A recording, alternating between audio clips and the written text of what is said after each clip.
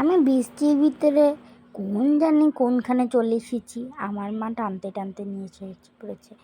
তো এখান দিয়ে আমি বসেছিলাম, কী জানি অর্ডার করেছে মা, একটু পরে নাকি আসবে। রেডি হতে হতে এত মানে দেরি লাগছিল, কি করব। আর এখান দিয়ে চুল এই চুল আমার এত ডিস্টার্ব করতেছিল, মনে হতেছিল যে এটাকে সব কিছু ছিঁড়ে ফেলাই দিয়ে। তারপর এদিক দিয়ে আমার হিজাবটাও ডিস্টার্ব করতেছিল, আমি হিজাবটাকেও ঠিক করতেছিলাম।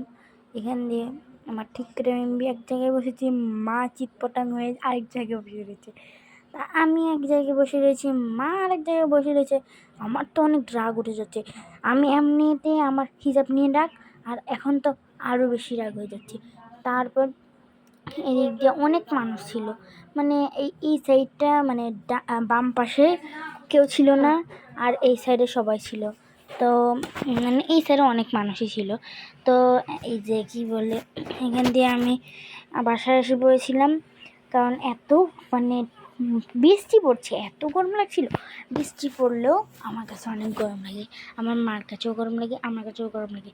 তো এদিক দিয়ে আমি এখানে পড়ে নিয়েছিলাম, কারণ আমার তো আবার 14 তারিখে পরীক্ষা। আমি ভালোভাবে পড়ে নিয়েছিলাম। তো এখানে আমি একটু আমি পড়ছিলাম না, লিখছিলাম, কারণ ওই যে একটুখানি একটা মুখস্থ করেছিলাম প্রশ্ন, ওটাই লিখছিলাম।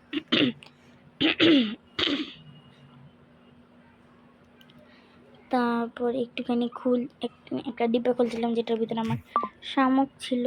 তারপরে খুলে আমি দেখতেছিলাম কি ও না, একটা পোকা ধরতেছিলাম আমি। তা কোথায় জানি উড়ে গেছে। তো ফোন আমি খুঁজতেছি,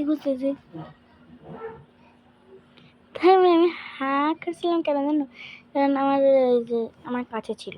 তো এদিক দিয়ে আমি ওখানে পিৎজা খাইছিলাম, এত খারাপ লাগছিল। আমারও বলছে, আম্মু তোমরাই তো ভালোভাবে পিৎজা বানাতে পারো, এটা আর কিনার দরকারটা কী ছিল। আম্মুকে বলছে একটা বানাতে। তো আম্মু রাত্রেই শুরু করে দিয়েছে স্টার্টিং। তো আমার আমার আপু বানিয়ে এনেছিল, আর আমার আম্মু একটু সাহায্য করতেছিল। তো এখান দিয়ে মরিচ দিচ্ছিল ছড়িয়ে। তারপর এখানে পেঁয়াজ আছে, চিকেন আছে, মরিচ আছে, টমেটো সস আছে, আর ওই যে এই যে ওটা কী বলে জানি, বেটার ট্রাস আর কি। তো এখানে এই যে এটাকে রেডি করে ওভেনে ঢুকিয়ে দেবে, ওভেনের মাথার ভিতরে ঢুকিয়ে দিবে।